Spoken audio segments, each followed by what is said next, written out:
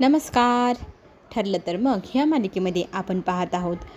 इथे अर्जुन इन्स्पेक्टर सावंत यांच्याशी बोलण्यासाठी खाली गेलेला असतो. सायली खोलीमध्ये एकटी असते आणि सायलीवरती हल्ला करण्यासाठी राकेश आलेला असतो. चेहरा झाकलेला, सगळे कपडे अंगभर काळे घातलेले. आता हा हल्लेखोर ज्या वेळेला रूममध्ये येतो त्यावेळेला सायलीला असं वाटतं की अर्जुनच परत आला. ती अर्जुनशी बोलत असते आणि अर्जुनला म्हणू लागते काहीच का बोलत नाही आहे. जेव्हा ती पाहते ना त्याच्याकडे, तर तो मुलगा हातात चाकू घेऊन सायलीच्या दिशेने निघालेला असतो. सायली घाबरलेली असते. आहो आहो अशी हाक मारू लागते आणि वेळेत तो मुलगा ज्या वेळेला हात उघडतो सायलीच्या पोटाच्या दिशेने चाकू मारण्यासाठी, त्याच वेळेला अर्जुन पाठीमागून येतो. तो चाकूचा हात धरतो आणि पटकन त्या मुलाला खेचून इकडे मागे ओढतो आणि त्याला मारू लागतो. तो मुलगा पळण्याचा प्रयत्न करू लागतो. आता इथे एकजुटीने अर्जुन आणि सायली ते दोघंही त्या मुलाला पकडतात. त्याला चेहरा खोलायला लावतात. तो मात्र स्वतःच्या जवळ जितकी ताकद आहे तितकी ताकद लावून ह्या दोघांना धक्का देऊन त्या खोलीच्या बाहेर स्वतःच्या हातातला चाकू पडलेला असतो तो पण उचलून तिथून पळून जातो. सायलीने त्याला खूप पकडण्याचा प्रयत्न केला, पण इथे तो मात्र हातातनं सटकलेला असतो. तो पळत असताना इथे सायलीने त्याच्या गळ्याजवळ हात लावलेला होता, तर तिच्या हातामध्ये एक गोष्ट पण आलेली आहे. पण एवढ्या परिस्थितीत सायलीला धक्का लागला की काय, म्हणून अर्जुन तिच्याकडे वळतो. अर्जुन तिला सावरतो आणि मग तिला तो शांत बसवतो. आता अर्जुन तिला म्हणतो तू थांब, मी आलोच खाली जाऊन. तो कुठे गेलाय बघतो. अर्जुन त्याच्या मागे धावत सुटलेला असतो. पण मात्र राकेशने इतकी हुशार केलेली असते, खिडकीत नसतो, पाठीमागे उडी मारून पळून गेलेला असतो. आणि इकडे मात्र सगळेजण त्याला घरभर हाका मारत असतात. ए थांब, चोर चोर चोर असं म्हणत त्याच्या मागे अर्जुन पळत असतो. आता इथे सायलीच्या हाती ती खरं तर त्याच्या गळ्यातली चेन लागली. आता जर तो चोर असता तर त्याच्या गळ्यात एवढी सोन्याची चेन कुठून आली. आणि ती चेन पाहून आता सायलीला आश्चर्य वाटते. हल्ला करणारा व्यक्ती कोण असू शकतो? चांगल्या घरचाच असेल, कारण हल्लेखोर सोनं नाणं घालून तर नाही जाणार ना हल्ला करायला, चोरी करायला. आता अर्जुन थांब म्हणत आता घरभर ओरडाओरडी चालू होते आणि पळत सुटलेला असतो. घरातली सगळी मंडळी तिथे आलेली असतात आणि सगळेजण विचारू लागतात की एवढी गडबड गोंधळ काय आवाज चालला आहे, काय झालं आहे. अर्जुनला मग कल्पना विचारू लागते. कल्पनाला अर्जुन सांगतो सायलीवरती हल्ला करणारा एक व्यक्ती तिच्या खोलीत घुसला, तिला चाकूने मारणारच होता. तितक्यात मी खोलीत आलो आणि तिला वाचवलं. हे ऐकल्यानंतर सगळ्यांना खूप मोठा शॉक बसतो. सायलीवर हल्ला झाला आहे, पुन्हा एकदा तिला मारण्यासाठी एक व्यक्ती घरात आली होती. हे ऐकल्यानंतर सगळेजण घाबरतात. आता इथे अर्जुन सगळ्यांना म्हणतो की शांत व्हा, काही झालेलं नाही, सायली एकदम व्यवस्थित आहे. इन्स्पेक्टर सावंतांना फोन करून तातडीने तो पुन्हा वापस बोलवून घेतो. ते जवळच असतात, ते लगेच वापस येतात आणि अश्विन आणि अर्जुन दोघंही घराच्या बाहेर आणि घराच्या आसपास तो चोर भेटतोय का बघायला बाहेर जातात. बाहेर गेल्यानंतर सगळीकडे शोधाशोध ते दोघंजणं सुरू करतात. तू डावीकडे जा, मी उजवीकडे जातो, असं करत दोघंही दोन दिशेला सगळीकडे घरभर शोधू लागतात, घराबाहेर शोधू लागतात. आणि कुठेही तो लपलेला किंवा असा पळून गेलेला दिसलाच नाही असं दोघंजण एकमेकांशी बोलतात. बहुतेक गेला वाटतं पळून. आणि इन्स्पेक्टर सावंत पण तितक्यात समोर नाही येतात. बाहेरही त्यांना काही हालचाल दिसलेली नाही, कोणी येताना जाताना दिसलेलं नाही. त्याच्यामुळे तेही म्हणतात की इथे काहीच मला कोणी दिसलेलं नाही, पण मी माझे 2 कॉन्स्टेबल जे आहे ते तुमच्या घराबाहेर ठेवतो आणि मी स्वतः पण इथेच थांबतो. तर अर्जुन म्हणतो नाही, तुम्ही कॉन्स्टेबल ठेवतायत ना, आता पण तुम्ही पण जा आणि तुम्ही पण आराम करा, कॉन्स्टेबलला राहू द्या इथे, असं म्हणून सावंतांनाही अर्जुन आराम करायला घरी जा आणि असं सांगून ते दोघंजणं घरात जातात. आता घरात गेल्यानंतर इथे सायली खूप घाबरलेली असते. सायलीला कल्पना आणि अस्मिता विचारत असते की काय झालं होतं काय नाही. मग ती सांगू लागते की तो मुलगा खोलीत आला, माझ्या दिशेने चाकू घेऊन निघाला, माझ्या पोटात तो चाकू भोकणारच. त्याच वेळेला अर्जुनने वेळेत येऊन हात पकडला म्हणून माझा जीव वाचला. अर्जुन जर आलेला नसता तर माझ्या पोटात तो चाकू असता आणि मी आणि माझं बाळ हे काही जग पाहू शकलेलं नसतो, असं म्हणत इथे सायली वाईट वाटून घेत असते. तर तितक्यात अर्जुन घरात वापस येतो. अर्जुनला मग सगळेजण विचारतात की सापडला का तो. अर्जुन म्हणतो नाही, बाहेर पण सापडला नाही, घरात पण नाही, कुठेच दिसलेले नाही तो व्यक्ती. आता इन्स्पेक्टर सावंत त्यांनी 2 कॉन्स्टेबल दिले, ते बाहेर उभे आहे, त्याच्यामुळे घाबरायसारखं काही नाही, तर तुम्ही कोणीच घाबरू नका. सायलीला तो विचारतो सायली तुला काय वाटतं, काय तुला लागलं वगैरे असं काही नाही ना. तर सायली म्हणते नाही, पण तो व्यक्ती कोण असावा, चोर. पण मग तो जर चोर असेल तर सायलीचं असं म्हणणं की त्याच्या गळ्यातली जी चेन होती ती माझ्या हातात भांडण होताना आलेली आहे, तर इतका मोठा घरचा तर चोर नसेल ना तो की गळ्यात सोनं नाणं घेऊन चोरीला जाईल. तर इथे अस्मिता त्या चेनकडे पाहू लागते. ती चेन तिने कुठेतरी पाहिलं आहे म्हणून ती आठवण करते आणि म्हणते अगं ही चेन मी कुठे पाहिली मला आत्ता आठवत नाही. तर इथे कल्पना म्हणते अगं बाई सोन्याची चेन आहे, सगळीकडे ती सारखीच तर असते, त्यात काय ती कुठे पाहण्यासारखा विषयच नाही आहे ना, सोनं आहे ते. तर आता इथे तो विषय तिथेच संपला, कारण सोन्याची चेन प्रत्येकाकडे असते आणि तिची ही डिझाईन जवळजवळ सारखीच असते, त्याच्यामुळे ती आठवू नको असं म्हटल्यानंतर इथे अस्मिताने तो विषय सोडून दिला. आता अर्जुन म्हणतो प्रत्येकाने जाऊन आराम करा, बाहेर पोलीस आहे, काही घाबरू नका कोणी, आणि सगळेजण आपापल्या खोलीत जा. कल्पना मात्र देवाकडे प्रार्थना करते की आत्ता कुठे जरा चांगले दिवस येत आहे असं वाटत होतं. बिचारी सायली 2 जीवाशी, तिच्यावर हल्ला करणारी व्यक्ती कोण असेल, तिच्या जीवाला काही होऊ देऊ नको, या घरात कसले संकट देवा येऊ देऊ नको, अशी देवाकडे प्रार्थना करताना आपल्याला कल्पना दिसेल. दुसरीकडे आपण पाहत आहे हा बदमाश घरी जाऊन पोचला आहे. आईशी मात्र अजूनही तो भांडत आहे. तिथे कल्पना सुमन विचारू लागते की तू सारखा चिडचिड करतोय, तुझं चिडचिडीचं कारण तरी काय, का तू सारखा माझ्यावर रागवत आहे. तर इथे तो म्हणतो मी इतके दिवस झालो पाहतोय, पण बाबांचा तू एकदाही विषय घेत नाही, बाबांविषयी पण तू बोलत नाही आहे, तुला बाबांबद्दलची काही काळजी वाटते की नाही, तू माझ्या बाबांना काही समजतेच की नाही. तरी ते सुमन सांगू लागते की तू तुझ्या बाबांचं इतकं कौतुक करतोय, तुझे बाबा काही कौतुकास्पद वागलेले नाही, त्यांनी स्वतःच्या भावाचा जीव घेण्याचा प्रयत्न केला, त्यांचं कुटुंब उद्ध्वस्त केलं, त्यांनी काय काय नाही केलं, काय काय सांगू तुला, वाटत नाही का तुझे बाबा चुकीचे होते, त्यांनी खोटी तन्वी या घरात आणून ठेवली, ती इतके वर्ष आपल्यामध्ये वावरली. हे सगळं ऐकल्यानंतर तो अजूनही बापाची बाजू घेतो आणि बापाबद्दलच गोडवे गात असतो. तितक्यात तिथे प्रतिमा येते आणि प्रतिमा त्याला म्हणू लागते की बंद कर तुझं तोंड, तुला इतका पुळका होता, मग तुझ्या बापाकडे तू जेलमध्ये जाऊन तिथेच राहायचं ना, इकडे कशाला परत आलाय. आणि बोलतोय कुणाशी तू, आईसोबत बोलताना जरा भान ठेवायचं. तुझ्या आईला तू काय काय बोलतोय, तिने कसे दिवस काढले, ती कशी राहिली, तिने किती अत्याचार सहन केला, हे नाही दिसते तुला, तिची व्यथा नाही समजते तुला. तर इथे आता माघार घेत राकेश म्हणतो की जर माझा मीपणा इथे दाखवला, माझा चीड जर मी इथे दाखवली, तर सगळेजण माझ्या विरोधात जातील आणि मला जे प्लॅन करायचे त्या प्लॅन फिसकटल्या जाईल. तर तो इथे माफी मागण्याचं कौतुक करू लागतो आणि सुमनला म्हणतो की आई मला माफ कर, मी चुकलो. आता सुमन म्हणते ठीक आहे, पण इथून पुढे माझ्यासमोर त्या नागराजचं नाव अजिबातच घ्यायचं नाही.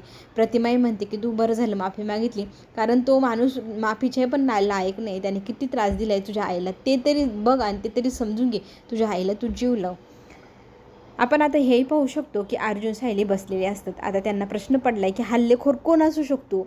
मैपत बऱ्यापैकी सुधारलेला आहे, त्याच्याकडनं अशी घटना होणं शक्यच नाही आहे. तर आता उरलाय तरी कोण, प्रिया जेलमध्ये आहे आणि राहिला विषय त्या साक्षीचा, ती पळून गेलेली, तर मारेकरी कोणी पाठवले असतील, नागराज तर जेलमध्ये आहे.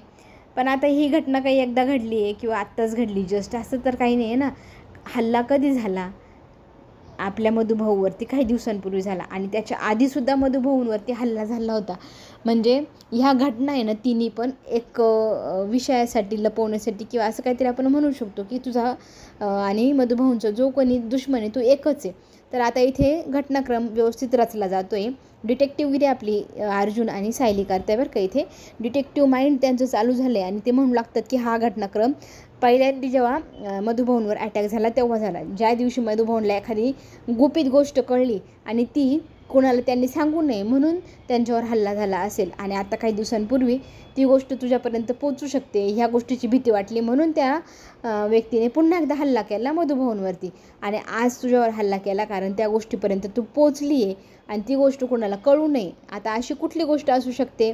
इथे अर्जुन आणि सायली म्हणतात हो तीच गोष्ट, म्हणजे तू सायली नसून तू तन्वी आहे हे सत्य तुला कळले आणि त्या व्यक्तीला पण कळले, पण तुम्ही कुणाला सांगू नये म्हणून तुझ्यावर हल्ला करून ती गोष्ट तिथल्या तिथेच संपवण्याचा प्रयत्न होत आहे आणि हेच सत्य. अर्जुनने बरोबर आता त्याचा डिटेक्टिव्ह माइंड ऑन केला आहे आणि बरोबर त्या पॉईंटवर पोचले पण बरं का. आता इथे आपल्याला ट्विस्ट पाहायला मिळणार की आता हे सगळं जर नागराजने केलं असेल तर नागराजला ह्या गोष्टीचा जाब विचारायला हवा असं अर्जुनला वाटतं आणि अर्जुन म्हणतो की मी उद्याच्या उद्या जाऊन त्याला हे सगळं तू का केलं आहे का करतोयस ते विचारेल, त्याला जाब मी घ्यायलाच लावल त्याचा.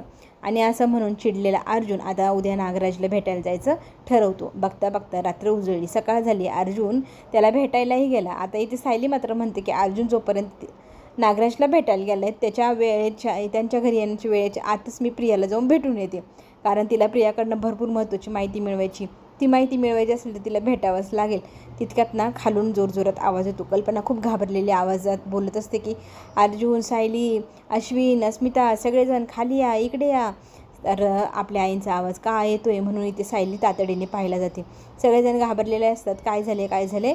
तर कल्पना म्हणते ते बघा आता सगळेजण दाराच्या दिशेने पाहू लागतात. सगळ्यांचं डोळे एकदम मोठी होऊन जातात. सगळ्यांना इतका राग आलेला असतो. सगळेजण त्या व्यक्तीला पाहून एकदम मोठी मोठी डोळे करून चीड आलेल्या अवस्थेत आपल्याला पाहायला मिळणार आहे. आणि आपण हेही पाहतोय की अर्जुन जाऊन पोचला आहे त्या नागराजला भेटण्यासाठी. गेल्या सगळ्यात पहिले त्याची कॉलर पकडून त्याला जाब विचारताना अर्जुन दिसतोय आपल्याला. अर्जुन म्हणतो की तू असं का वागला नागराज? तर नागराज म्हणतो मी काय केलं आहे आता ते तरी सांग. तरी ते तो म्हणतो की तू माझ्या बायकोला मारण्यासाठी सुपारी दिलीस, मधुभाऊंवर पुन्हा एकदा हल्ला घडवून आणला आणि याच्या आधी होळीच्या दिवशी तूच हल्ला घडवला होता. हे सगळं काही मला कळलं आहे बरं. नागराज आता विचार करतो आणि पुन्हा एकदा हसू लागतो. अरे वेडा, मी जर केलं असेल तर मी तुझ्याकडे काही पुरावे आहे का? मग कशावरून म्हणतो की तू मीच केलं आहे ते? आणि जर तुझ्याकडे पुरावे असते तू असं चिडचिड करत माझ्यासमोर प्रश्न विचारत नसता बसला हां. आणि इथे जोरजोरात तो हसू लागतो. इथे अर्जुन त्याला म्हणतो की तुझे जे कारनामे केले ते सगळे मला ठाऊक पडले आणि तुला काय वाटलं मी तुला असं सहजासहजी सोडणार नाही? नागराज आता हसतो बरं का आणि म्हणतो सोडणार? अरे सोडायला मी बाहेर तर पाहिजे, मी आतच आहे जेलमध्ये. आणि तू जरी माझा गुन्हा सिद्ध केला तर मी इथे जेलमध्ये आणि सिद्ध केल्यानंतर मला ऑलरेडी जन्मठेप झालेली आहे आणि 2 वेळा जर जन्मठेप मला नाही मिळू शकत नाही का जन्मामध्ये. आणि हसू लागतो त्याला. आता इथे अर्जुनला चिडवण्यात फारच मजा येताना पाहतोय आपण. आता अर्जुनला तो विचारू लागतो की तू समजतोय तसं मी काहीही केलेलं नाही, मी इथे जेलमध्ये आहे, मी कशाला तिला मारू आणि सायलीला मारू, माझा काय फायदा होणार आहे?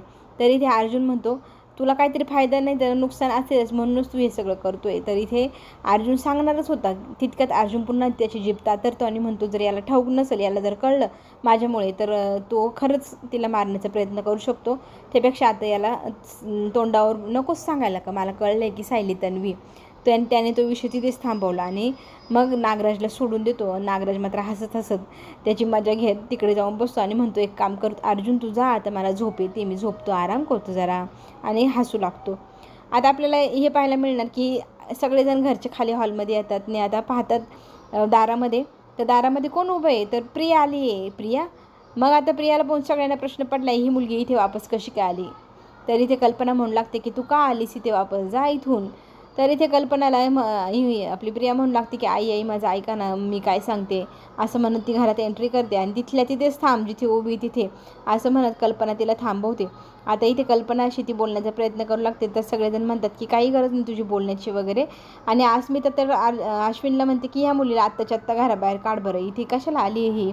तर ती म्हणते अहो मी फक्त 5 मिनिटाची सुट्टी घेऊन तुम्हाला भेटायला आले, मला काही इथे कायमचं नाही राहायचे.